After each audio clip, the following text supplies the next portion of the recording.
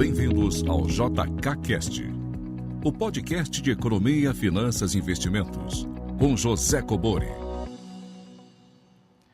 Sejam todos muito bem-vindos a mais um episódio do nosso JKCast, voltando aqui às edições normais, né? Então, para mandar pergunta via áudio ou texto para o WhatsApp 61 98117 0005. Tá ok, pessoal? Vamos então, sem mais delongas, à primeira pergunta. Saudações, professor Cobori.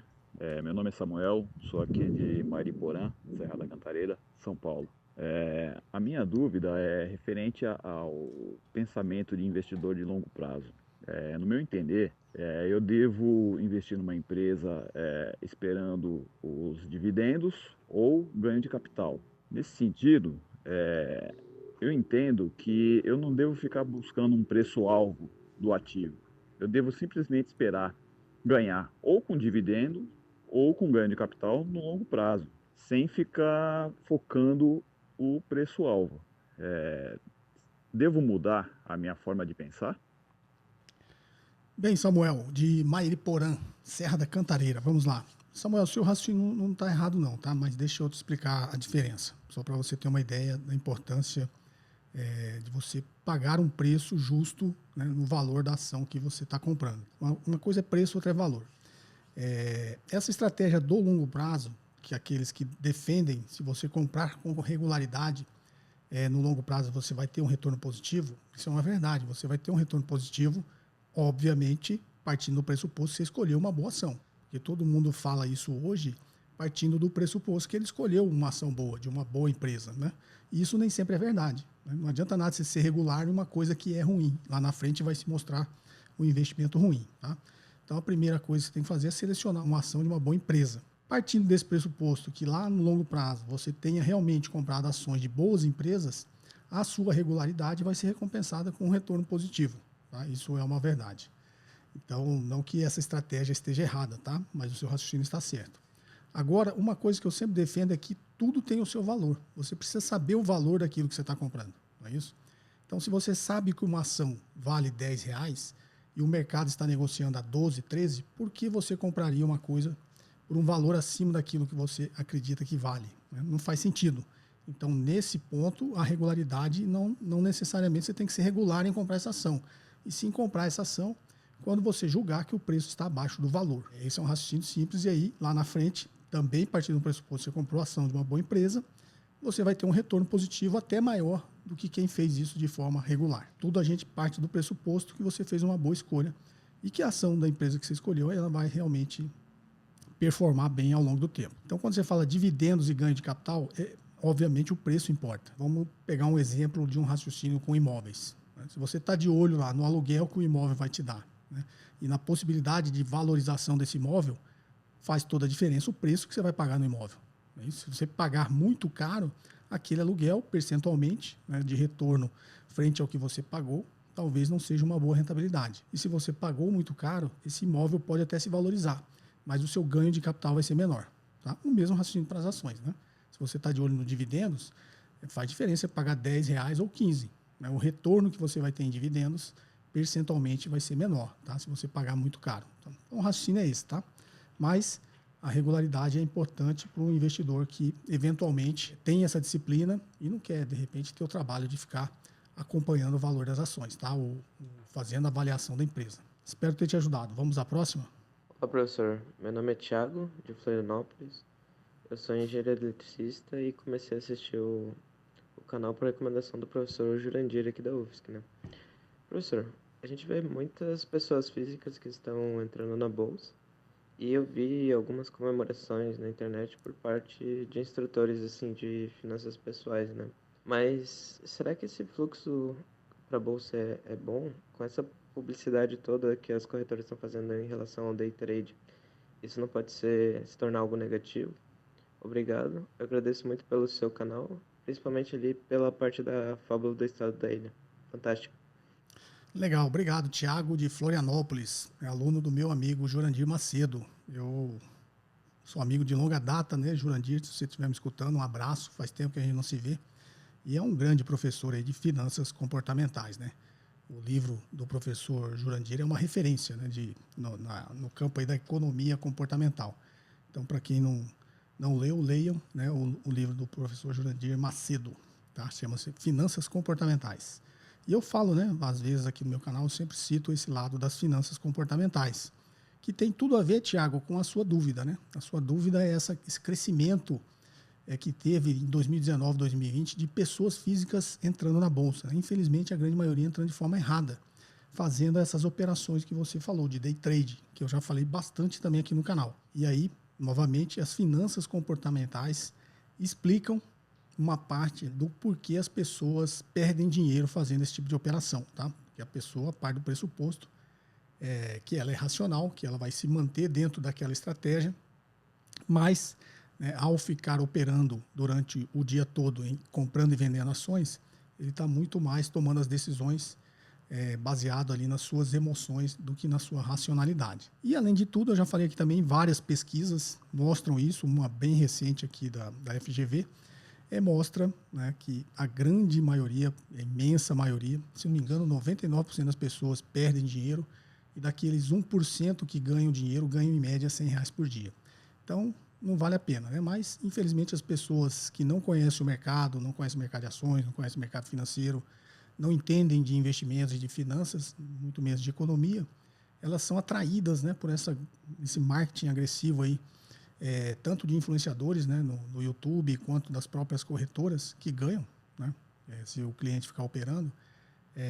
Essas pessoas são atraídas por essas promessas de ganho fácil, de viver de day trade, viver de renda, como se fosse uma coisa simples. Você está lá desempregado, perdeu o emprego, não tem opção e fala, bom, vou ganhar dinheiro na bolsa, vou viver de ficar operando na bolsa. Isso não existe, tá? Então, é um grande perigo e, infelizmente, uma boa parte das pessoas sérias também que estão aí nas redes sociais tentam alertar, né, sobre essas promessas de ganho fácil, mas, infelizmente, o marketing de quem quer atrair é muito mais agressivo e usa, né, de todos os artifícios e os argumentos para mexer com aquele lado da pessoa, do emocional, da ganância, né, de realmente acreditar que existe uma fórmula mágica que ela vai entrar na bolsa, vai começar a comprar e vender ações e vai ganhar dinheiro. Infelizmente, isso é uma grande ilusão, tá, Tiago? Você está correto aí nesse seu raciocínio e, na ausência aí de alguém para te orientar, se oriente que você tem que estar com um grande professor aí, meu amigo Jurandir Macedo. Tá ok? Um forte abraço, Tiago. Espero ter te ajudado. Vamos à próxima?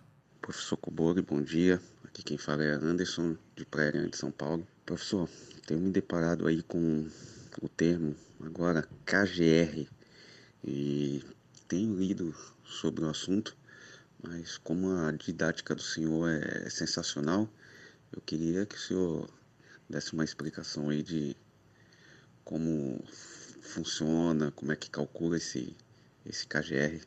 Obrigado, viu, professor? Mais uma vez, parabéns aí. Anderson de Praia Grande. Anderson, essa sigla você vê em quase todos os relatórios de empresas, inclusive não só na área de finanças, quando você está vendo uma apresentação de resultados, você vai ver aí o CAGR. CAGR é uma sigla em inglês para Compound Annual Growth Rate, que é taxa de crescimento anual, né? Taxa composta de crescimento anual. Composta vem aí do termo de juros compostos, né? Que é anos sobre anos. Então, se você está olhando um período de 10 anos, ele vai te mostrar o CAGR durante esses 10 anos, que é o quê? O crescimento ano sobre ano. Por isso chama taxa anual de crescimento composto. Então, você está olhando ali, qual que é a forma? É simples, né? Tipo, tá no 100. Foi para 110, você cresceu 10%. Foi para 121, você cresceu mais 10%. Então, se você tem aqueles números e você está vendo os percentuais, é exatamente o crescimento de um ano sobre o outro. Uma fórmula é simples, né? É o valor final dividido pelo valor inicial, elevado a 1 dividido por T, que é o tempo. Tá? Menos 1, que aí você tira o fator e ele vira percentual de novo. Então, nesse meu exemplo, valor final, 110, dividido pelo valor inicial, 100. 110 dividido por 100 é 1,1, não é isso? 1,1 elevado ao tempo. Se eu estou olhando só um ano, então tá aquele 1 dividido pelo T, que é o tempo, é 1 dividido por 1 é 1. Então, qualquer número elevado a 1 é ele mesmo, né? Então, 110 dividido por 100 vai dar 1,1, elevado a 1, continua sendo 1,1, menos 1, 0,1. 0,1 vezes 100, 10. São 10% de crescimento. Então, a fórmula é simples assim. Agora, se você está olhando um crescimento, digamos que esse 110 foi ao longo de 2 anos. Só para ilustrar aqui a fórmula, né? Então agora é 110 dividido por 100 vai dar 1,1. Só que agora são 2 anos, aquele Tzinho vira 2. Então vai ser 1 dividido por 2, vai ser meio, não é isso? Então 1,1 elevado a meio, tá? 1 sobre 2, né? 1,1 elevado a meio vai dar, em percentuais, vai dar 1,0488, alguma coisa assim. Tá? Aí menos 1, 0,0488 vai dar 4,88% ao ano de crescimento anual composto. Então, a fórmula é essa, é simples. Valor final dividido pelo valor inicial elevado a 1 sobre o tempo. Tá? Menos 1, que você tirou o fator para voltar ao percentual. Tá ok? Espero ter te ajudado. O CAGR é uma sigla que você vai ver em vários relatórios aí que mostram o crescimento do resultado das empresas. Vamos à próxima? Cobori, aqui quem fala é Gabriel, eu falo de Brasília. Eu gostaria de saber de vocês como é possível se descobrir a estrutura de capital de uma empresa, né? Porque para a gente descobrir o custo de capital ponderado de determinada empresa, é necessário se descobrir quantos por cento de patrimônio ela tem de capital próprio e quantos por cento de patrimônio ela tem de capital de terceiros. Então, eu gostaria de entender melhor como eu posso descobrir essa estrutura de capital dessa empresa. Obrigado. Bom, Gabriel de Brasília. Vamos lá, Gabriel. Isso teoricamente é bem simples, tá? Só se pegar o balanço patrimonial da empresa, né? Então, você pega um balanço patrimonial, de um lado está o ativo total, do outro lado o passivo total, né? O passivo total é a estrutura de capital da empresa. Aí é só você ver quanto tem ali de passivo e quanto tem de patrimônio líquido. O patrimônio líquido é o capital próprio. Então, digamos, num exemplo, você pegou o balanço patrimonial. Então, total de ativos, 100. Total do passivo, 100. Só que do total do passivo, sei lá, 30 é passivo e 70 é patrimônio líquido. Então, é só você olhar ali a proporção, né? Então, 30% é capital terceiros e 70% é capital próprio. Tá ok, Gabriel? Simples assim. Vamos à próxima? Olá, professor José Cobori. Meu nome é Alex, tenho 19 anos, sou de Recife, capital pernambucana, e estou no mundo dos investimentos há alguns meses. Agradeço pela oportunidade de participar do podcast e pelo conteúdo do canal, principalmente os episódios da Fábula do Estado da Ilha, que foram um dos mais didáticos que eu já vi. Minha dúvida é sobre FIIs.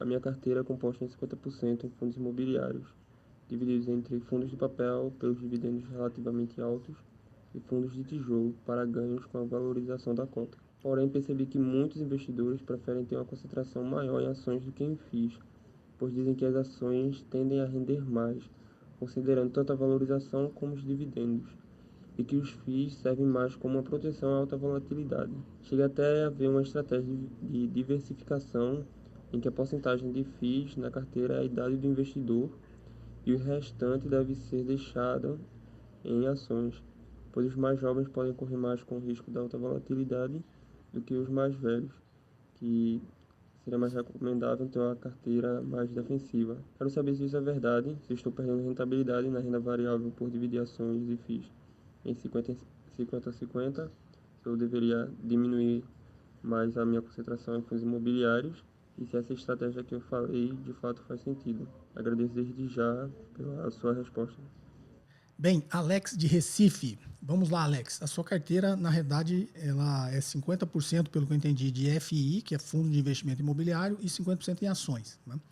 Então, bom, sua carteira já é agressiva. Vou te explicar o porquê, Alex. Você está 100%, você não tem nada em renda fixa. Digamos que, diria assim, grosso modo, que os fundos de investimento imobiliário é algo, você está investindo no mercado imobiliário, é algo em torno ali, no intermediário ali de renda fixa e renda variável. As pessoas que estão te aconselhando a aportar mais, digamos, você tem 19 anos, ou seja, você tem que ter 19%, teoricamente, pela lógica deles, 19% em fundo de investimento imobiliário, né, e 81% em ações. Isso seria uma loucura, tá, Alex? Eu não aconselho ninguém a ter carteiras tão concentradas assim, tão grandes em ações. Eu vou te explicar o porquê. A renda variável permite que você tenha uma expectativa de retorno maior? Sim, né? Por isso ela é a renda variável. Só que também permite que você tenha retornos negativos. Então, você tem que colocar isso na balança. A velha máxima, quanto maior o risco, maior o retorno. Não que isso seja uma coisa certa. Você quer um retorno maior, você tem que correr um risco maior. Só que você está correndo um risco maior por uma expectativa de retorno maior. Isso não quer dizer que vai dar. Então, tem muita gente aí que monta uma carteira extremamente agressiva, né? Tem algumas pessoas que você vê falando 100% em ações. Você pode ter certeza que as pessoas que falam isso é porque não têm experiência, começou a investir há pouco tempo, pegou essa onda aí de crescimento da Bolsa dos últimos anos e aí se acha um gênio das finanças, né? Acha que isso vai ser para sempre, tá? E aí quando vem dar alguma coisa errada, ele simplesmente está 100% posicionado numa coisa que vai sofrer uma perda muito grande, tá? Então, eu não recomendo esse tipo de estratégia. Eu não faria, tá, Alex? Você tem que ter em mente que ações você tem que saber selecionar, né? Você tem que saber qual empresa existe a expectativa dela te dar retornos no futuro, e para ela te dar retorno ela tem que crescer, essa empresa tem que crescer seu lucro, tem que crescer o seu mercado, tem que crescer as suas vendas. Então, essa é a grande ciência, né? Você saber escolher, ou pelo menos, né, ter bastante conhecimento para ter uma probabilidade maior de escolher a empresa que vai dar certo lá no futuro. Todos nós, quando escolhemos uma ação hoje fazendo um tipo de avaliação, a gente acha que aquela empresa vai se dar bem no futuro, e nem todas se dão. Só algumas que realmente obtêm o crescimento que ela espera e dá o retorno que ela espera para o acionista. Você tem que partir sempre do pressuposto, por isso chama renda variável, porque é uma incerteza. A renda variável, você tem uma incerteza muito maior do que você tem na renda fixa, tá? Risco é incerteza, né? Então, você quer correr um risco maior para ter uma expectativa de retorno maior, você posiciona uma parte da sua carteira em ações, tá? Mas não recomendo você posicionar tanto assim. Por essa lógica de explicar, 81%. Então, eu recomendo você ter uma carteira conservadora em renda fixa aí, talvez aí os fundos de investimento imobiliário, né, já que você está. Mas quando você investir em fundo de investimento imobiliário, invista pela lógica do mercado imobiliário. Pense de forma simples.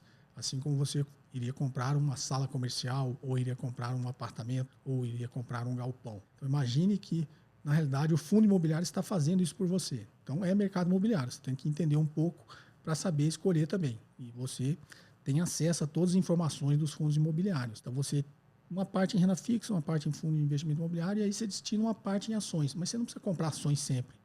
Compre ações, e aí é óbvio, você precisa ter conhecimento, né, para fazer esse tipo de avaliação, ou coloque o seu dinheiro num fundo de ações. Tá? Mas se você quiser comprar ações diretas, eu recomendo que você aprenda o mínimo para saber escolher, fazer uma avaliação boa da empresa que você está escolhendo ser sócio. Porque comprar ações nada mais é do que você ser sócio das empresas. Imagine que por trás daquele papel existe um negócio, tá? Um negócio que vende, que tem despesa, que gera lucro. Então, essa é a recomendação. Às vezes as pessoas imaginam o mercado financeiro uma coisa de outro mundo, complexa, ações, bolsa de valores, e não é nada disso, tá? Você está comprando ali pedaços de participações em empresas, que são negócios reais que existem e se dão bem em épocas de prosperidade e se dão mal em épocas de crise. Tem que saber escolher as empresas aí que você vai colocar na sua carteira. E sempre tudo com muita racionalidade, sabendo o que você está fazendo. Tá ok, Alex? Espero poder ter te ajudado. Vamos aqui então a perguntas em texto. Professor Cobori, tudo bem? Meu nome é Gustavo, sou de Guarulhos. Gostaria de fazer uma pergunta. Não sei se o senhor vai responder no podcast ou aqui mesmo. Estou tentando fazer o valuation da Magazine Luiza e estou com algumas dúvidas. O meu FCLE está negativo. Fluxo de caixa livre, eu não sei que você colocou esse E de equity. Não sei, porque aí quando você põe o equity no final, a sigla é toda em inglês, né? Mas eu imagino que seja isso, tá? Como posso projetar os fluxos dos próximos anos com o fluxo do ano zero negativo? Em 2019, o FCLE está negativo, mas em 2020 não. Se puder me ajudar, agradeceria muito. De qualquer forma, muito obrigado. Vamos lá, Gustavo de Guarulhos. Gustavo, fluxo de caixa livre, você projeta, você não utiliza o ano zero, tá? A projeção do fluxo de caixa, para você trazer ele a valor presente, né, seu fluxo de caixa contado, você está projetando a partir do ano 1, tá? Então, o ano zero você não utiliza, tá ok? Se o seu ano zero está negativo, você não vai usar ele e o ano 1 está positivo. Mas digamos que o ano 1 está negativo e o ano 2 está positivo. Mesma coisa. Simplesmente é um número negativo. A empresa deu um retorno negativo, tá? Você vai utilizar ele fazendo a mesma conta. Agora, se você está fazendo a conta, eu não sei quantos anos você está projetando, digamos, você está projetando 5 anos. Então tem lá ano 1, 2, 3, 4, 5. E depois no ano 6 você já está considerando o que a gente chama de perpetuidade. Então, se o seu ano não está negativo, os outros estão positivos, quando você fizer a conta, o seu valor presente vai ser provavelmente positivo, não ser a magnitude desse negativo que está no ano 1. Então, o cálculo é simples. Inclusive, no curso, acho que o investidor de alta performance, eu faço o valuation lá ao vivo exatamente do Magazine Luiza. Eu não sei o que você utilizou aí e você achou números negativos. Eu acho difícil ter número negativo aqui no Magazine Luiza, tá? Espero ter te ajudado. Forte abraço.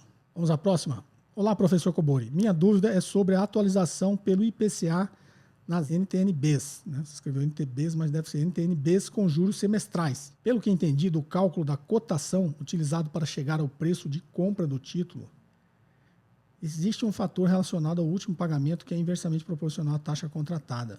Dessa forma, no pagamento final, junto com o último cupom, receberei o VNA do título e não o valor aplicado atualizado pela inflação.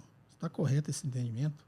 Supondo que eu vá gastar o valor dos juros e manter o valor da principal mais inflação, há um problema ao comprar o título com ágio, pois receberei um último pagamento com valor menor do que o valor aplicado atualizado pela inflação. Aproveito para agradecer pela sua generosidade e compartilhar o bem mais valioso que existe, o conhecimento. Muito obrigado. Éder, de São Carlos. Bem, vamos lá, Éder. Éder, assim, sua pergunta, acho que tem muitas confusões aqui, eu vou tirar elas por parte, que tem bastante confusão aqui. Eu não entendi o que é o fator relacionado ao último pagamento, que é inversamente proporcional à taxa contratada.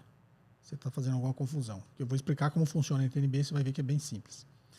Dessa forma, no pagamento final, junto com o último cupom, receberei o VNA do título. Aí você falou e desfalou aqui, né? Se fosse usar o popular, você falou e desfalou. Ó, você vai receber o VNA. VNA é valor nominal atualizado. Então, você já está dizendo aqui que você vai receber o valor nominal atualizado do cupom mais o principal. Aí depois você fala, e não o valor aplicado atualizado pela inflação. Ou seja, por isso que eu falei, você disse e desdisse, né? Então, você vai receber o VNA, o valor nominal atualizado, tá? E supondo que eu vá gastar o valor dos juros e manter o valor do principal mais inflação, eu não entendi o que é o valor dos juros que você vai gastar. É o cupom? Cupom não é juros, né? A taxa de juros é aplicada sobre tudo. Há um problema ao comprar o título com ágio, pois receberei o último pagamento um valor. Não, NTN-B não tem ágio, tá? O que tem ágio é LFT. As NTN-Bs têm a condição lá do dia que você está comprando. IPCA mais juros, tá? Ela não tem ágio ou deságio, tá?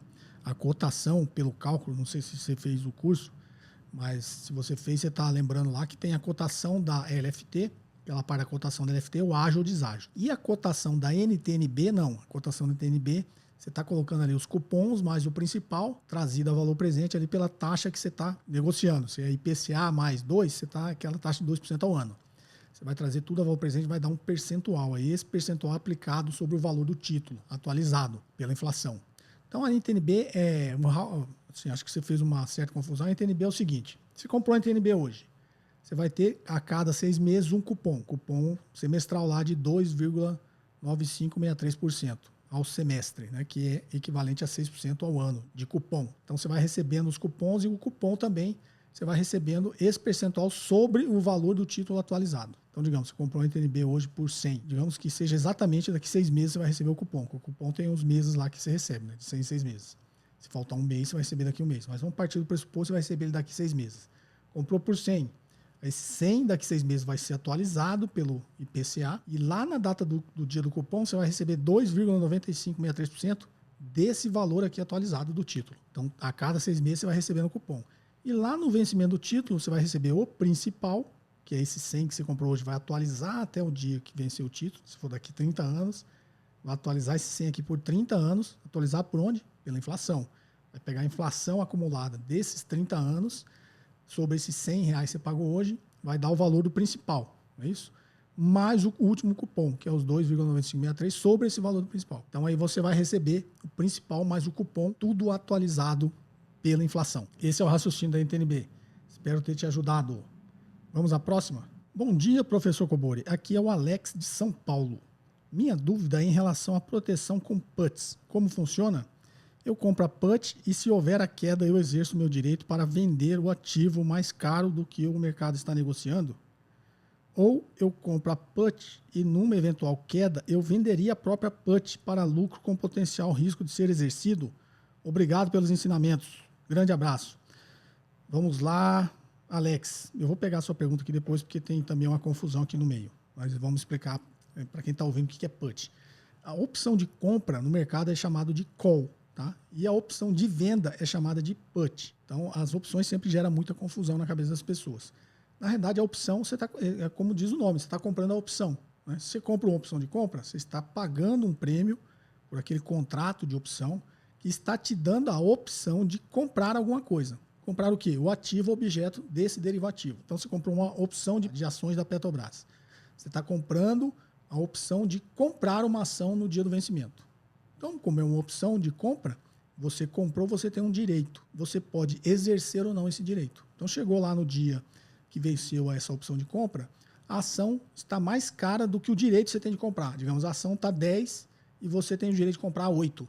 Você vai exercer, concorda? Você vai ter o direito de comprar uma coisa mais barata do que está custando. Ou a ação está 10 e a sua opção é de comprar a 12. Você não vai exercer seu direito, porque você vai comprar 12 se está valendo 10 no mercado. Tá? Então, a opção de compra é isso. A opção de venda é exatamente o inverso. Você está comprando uma opção agora de vender alguma coisa. Ou seja, vender o ativo objeto dessa opção. Comprei uma put, né, uma opção de venda de Petrobras. Eu estou comprando o direito de vender a ação da Petrobras no dia do vencimento. Então, mesmo exemplo. Eu estou comprando o direito de vender. Não é isso? Quando você fala que a put, geralmente as pessoas usam para se proteger. Por quê? Comprei a ação, estou com medo que ela caia demais. Se ela cair demais, como que eu me protejo? Eu vou lá e compro uma opção de vender. E aí eu vou, digamos, mesmo exemplo simples. Comprei uma ação da Petrobras por 10. Mas eu tenho medo que, sei lá, venha uma crise aí de repente, a segunda onda da Covid, esse troço despenca de novo. A bolsa cai aí 40% de novo. Eu não quero correr esse risco. Então eu compro a ação por R$10 e, ao mesmo tempo, eu compro uma opção de venda, compro uma put, digamos, com preço de exercício de 9. Então, o que eu estou me protegendo? Para uma queda acima de 10%. Comprei a 10. E aí, é óbvio, na conta certinha, você tem que colocar o custo dessa put, né? Digamos que essa put, sei lá, custou 10 centavos. Então, na realidade, a sua ação custou R$10 e a opção 10 centavos. Então, na sua conta, você pô, eu gastei R$10,10. Se essa ação despencar, eu vou ter o direito de vender a 9. Então, eu estou limitando a minha perda até os 9. Então, digamos que daqui a um mês, exatamente, acontece uma crise novamente, a bolsa despenque. Aí a ação da Petrobras chega lá a R$5. No dia do vencimento, você tem direito de vender por 9. Você vai lá e vai vender por 9, concorda? Você tem o direito de vender uma coisa mais cara do que está no mercado. E aí você se protege. Você gastou 10,10, aconteceu uma catástrofe, mas você vai lá e recuperou pelo menos 9. Então, o raciocínio da put é esse, né? Você está comprando uma opção de venda. E aí, todo mundo que está na contraparte do comprador, tanto da opção de compra quanto da opção de venda, ele tem uma obrigação. Você, comprador, tem um direito. O vendedor tem uma obrigação. O que é a obrigação? Você vai exercer, ele é obrigado a te entregar, no caso desse exemplo da opção de venda, ele é obrigado a te comprar, né? Uma opção de venda, então ele é obrigado a comprar a sua ação por 9, mesmo que ela esteja custando, no nosso exemplo, 5, tá? No mercado. Então, a opção de venda tem essa lógica e esse raciocínio. Tem uma dúvida que eu acho que até já veio aqui no podcast, que você põe, ou eu compro a put e numa eventual queda, eu venderia a própria put para o lucro com potencial risco de ser exercido? Não, você comprou a put e chegou lá, você não exerceu o seu direito, tá? Você simplesmente vendeu a put. Você comprou e vendeu, vai ganhar a diferença. Só que a put valoriza quando a ação está caindo, né? É o inverso da opção de compra. Como a ação está caindo, essa opção de vender começa a valer mais. Qual que é o seu raciocínio aqui? Você está achando que você vendeu, então como você vendeu agora, você tem uma obrigação. O cara que comprou tem um direito e agora você tem uma obrigação. Não. Você lembra que você comprou? Se você vendeu, você zerou sua posição. Você não está mais no mercado. Então, comprei a put, depois eu vendi, zerei minha posição. Não estou mais no mercado. Você não tem obrigação nenhuma. Essa é a lógica. Vamos mais uma. É o Tiago de Campos, Rio de Janeiro. Professor, certa vez vi um candidato à presidência da República dizendo que as operações de swap cambial eram uma forma de subtrair dinheiro do povo brasileiro. Essas operações realmente trazem prejuízos ao tesouro? Muito obrigado pelas verdadeiras aulas no seu podcast. Vamos lá, Tiago. Bom, um candidato que falou isso. Deixa eu explicar mais ou menos qual o raciocínio que ele tentou imprimir aqui. E se essas operações realmente trazem prejuízo ao tesouro. Quando você fala tesouro nacional, na essência não, porque quem faz a operação de swap cambial é o Banco Central. A operação de swap cambial, o próprio nome de swap diz, acho que eu já expliquei aqui também algumas vezes, swap é uma troca. Ele está trocando uma variação do dólar pela variação dos juros. Por que ele faz essa operação? A taxa de câmbio começa a subir, ele vê uma pressão muito forte do lado comprador, investidores querendo ir embora do Brasil, comprando dólar para ir embora. E uma boa parte, digamos, são de pessoas que não precisam do dólar naquele momento. Está comprando para se proteger. Exemplo, uma pessoa que tem uma fatura vencendo em dólar daqui a um mês, ele tem medo que essa taxa de câmbio dispare, ele vai lá querer comprar o dólar hoje, né? Para não ter o prejuízo lá no futuro. O que o Banco Central faz com essa parcela de pessoas que está fazendo essas operações para se proteger? Ele não precisa vender o dólar à vista. né? Ele não precisa gastar as suas reservas vendendo dólar à vista. O que ele faz? Ele faz um swap cambial. Então ele chega para você, Thiago, e fala, não, Thiago, eu sei que você tem uma fatura de $10 mil vencendo daqui a um mês, você está com medo que o dólar suba. Então vamos fazer o seguinte, vamos fazer esse contrato swap cambial, não é isso? Quando, daqui a um mês, quando vencer esse swap cambial, eu te pago a variação do dólar. Então, você se protege, né? Se o dólar disparar, o Banco Central vai te pagar a variação do dólar. Eu estou simplificando porque tem um cálculo de cupom cambial, mas eu não quero falar para não complicar. Entendam esse raciocínio simples. Em troca, Thiago, você me paga a variação dos juros. Então, grosso modo, no limite, você estaria fazendo um seguro contra a variação do dólar pagando juros. Então, simplificando, Thiago, passou um mês, o dólar disparou. O Banco Central vai lá e te paga a variação do dólar e você paga para o Banco Central a variação da taxa Selic nesse período. É como se fosse um seguro. Então, ele faz operações swap cambial e ele tira essa pressão da ponta compradora. Então, ele é a mesma coisa que ele estivesse vendendo dólar à vista, mas ele está vendendo no futuro. E por que esse candidato, teoricamente, falou que está subtraindo dinheiro do povo? Porque isso tem um custo. Qual que é o custo do Banco Central? Se o dólar disparar, ele vai perder dinheiro, concorda? Ele vai te pagar a variação do dólar, você vai pagar só a variação da Selic. Então, o Banco Central tem um prejuízo. Esses prejuízos que o Banco Central vai acumulando, ele fica numa conta que depois ele pode, talvez essa seja a sua dúvida, né? Quando tem um superávit, acho que até recentemente o Banco Central devolveu, fez várias operações no mercado e no saldo lá ele teve um lucro, né? E aí ele aportou esse dinheiro no Tesouro. Então, talvez seja essa a sua dúvida, né? Que é o prejuízo do Tesouro. Mas, quando ele tem prejuízo, quem está bancando é um passivo. O Banco Central emite passivo. Qual que é o passivo que o Banco Central emite? Dinheiro. Qual que é o passivo que o Tesouro emite? Dívida. Tá? Então, quem emite a moeda, o Banco Central, moeda é um passivo. O Tesouro Nacional emite dívida, dívida é um passivo. Tá ok? Então, quando o Banco Central acumula muito prejuízo, ele está gerando um passivo para todos nós brasileiros. Alguém tem que pagar. Quem paga, né? Na realidade, o Banco Central é uma entidade, né? Uma instituição. Tá ok? No limite, o governo também é uma coisa abstrata, né? Uma instituição. Quem paga tudo isso somos nós, os contribuintes. Tá? Então, quando ele está fazendo essas operações swap, a pessoa aí que fez essa crítica tentou simplificar, porque, na realidade, tudo, no limite, quem paga somos nós. Né? Qualquer tipo de negociação feitas pelo Banco Central, pelo Tesouro Nacional, isso tudo é pago pelo contribuinte. Né? Então, os juros da dívida, quem paga? Somos nós. Não é isso? Então, quando o Banco Central aumenta a taxa de juros, imagine, política monetária, aumentei a taxa de juros. O que eu estou fazendo, Banco Central? Estou pagando mais pelos títulos da dívida agora. Tá? Então, quem está pagando isso? Nós, os contribuintes. Né? Porque a conta, como eu disse, o governo é um ser abstrato. Né? Todo o dinheiro que está circulando lá saiu do nosso bolso. Então, talvez seja essa a sua dúvida. Espero ter te ajudado. Bom, pessoal, essa edição vai ficar por aqui. Ela ficou muito curta, assim, porque filtraram bastante as perguntas, tá, pessoal? E a equipe já está fazendo aquele filtro que eu disse para as perguntas terem aí, no máximo entre 40 segundos e 1 minuto. Então, eu não sei quais eles descartaram, mas provavelmente as que tem muito mais do que isso está sendo descartado. E, obviamente, perguntas repetidas, esse tipo de coisa, apesar de quase todas que vêm aqui eu já respondi, né? Eu tenho o maior prazer em responder, mas está tendo um filtro aí para a gente tentar ficar mais dinâmico e para vocês que acompanham sempre, fica uma coisa mais dinâmica e menos cansativa, tá ok?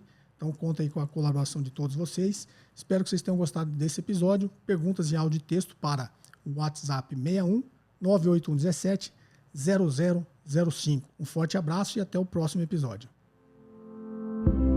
Você ouviu mais um episódio de JK Cast, o podcast de economia, finanças e investimentos com José Cobori.